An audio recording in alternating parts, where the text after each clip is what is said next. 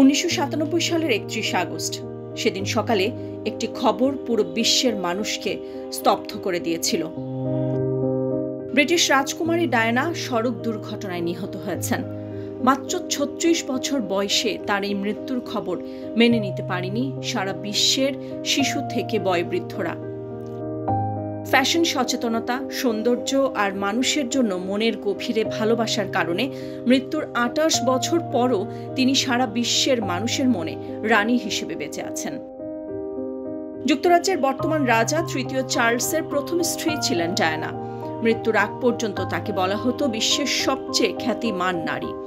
রূপ, লাবণ্য আর ফ্যাশন সচেতনতার কারণে তিনি হয়ে উঠেছিলেন স্টাইল আইকন।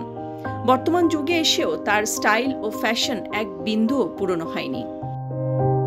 অন্যদিকে এইডস রোগ বিষয়ে বিশ্বব্যাপী সচেতনতা তৈরি, অসুস্থ শিশুদের পাশে দাঁড়ানো এবং ভূমি মাইনের বিরুদ্ধে আন্দোলন সহ নানা জনকল্যাণমুখী কর্মকাণ্ডের মাধ্যমে জায়গা করে নিয়েছিলেন বিশ্বের কোটি মানুষের হৃদয়ে। রাজপরিবারের প্রথা ভেঙে সাধারণ মানুষের সঙ্গে মিশে যাওয়ার জন্য তিনি ব্যাপকভাবে প্রশংসিত হন। সড়ক দুর্ঘটনায় ডায়ানার মৃত্যুর পর নানাভাবে এটিকে হত্যাকাণ্ড বলে প্রমাণের চেষ্টা করেন তার ভক্ত অনুসারীরা। এ মৃত্যু নিয়ে আজও মানুষের মনে সন্দেহ রয়ে গেছে। তার মৃত্যুর পর 2003 সালে ডায়ানার ঘনিষ্ঠজন ও সাবেক পরিচালক পল ব্যারেল নিজের লেখা বই আর রয়্যাল ডিউটি প্রকাশ করেন, যেখানে চিঠির বিষয়বস্তু সামনে নিয়ে আসেন।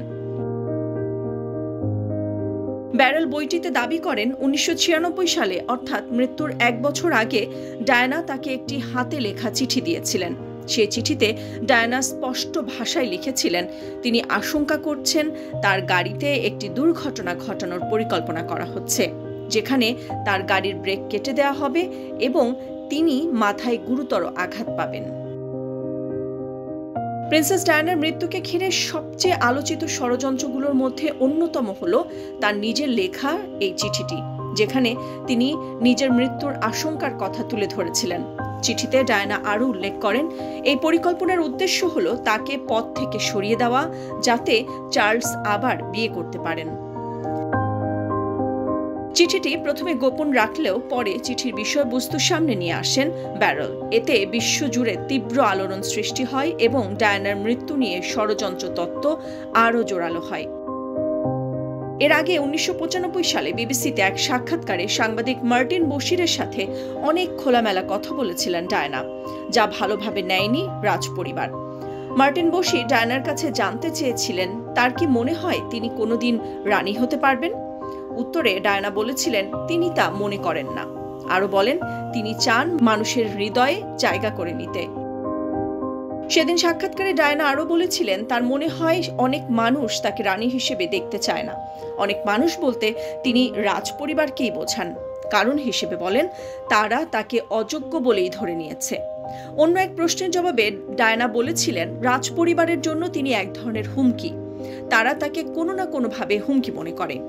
আরও বলেন তারা চায় তিনি তাদের পদ থেকে সরে যান, কিন্তু তিনি চুপচাপ হারিয়ে যাবেন না বলেও মন্তব্য করেন। ডায়ানার এমন আশঙ্কার কারণে সে সময় অনেকেই বলেছিলেন তাকে পরিকল্পিতভাবে হত্যা করা হয়েছে। ব্রিটিশ মেট্রোপলিটন পুলিশ 2004 সালে এই দুর্ঘটনার তদন্তে নামে। তদন্ত কার্যক্রমের নাম দেওয়া হয় অপারেশন পেজেট।